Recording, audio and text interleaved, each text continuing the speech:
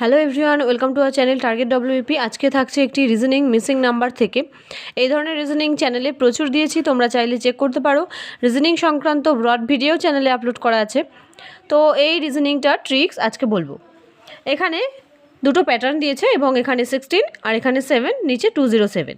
তাহলে আমাদের এখানে দেখতে হবে যে 16 এবং এই 7-এর সঙ্গে 207-এর কী রিলেশান।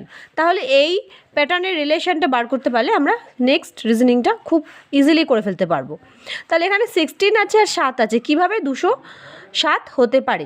আমরা যদি 16-এর স্কোয়ার করি -7-এর স্কোয়ার করি, তাহলে দেখো 16-এর স্কোয়ার কত, 16-এর স্কোয়ার হলো 256 আর 7-এর স্কোয়ার 49, দুটো মাইনাস করলে 207 হচ্ছে।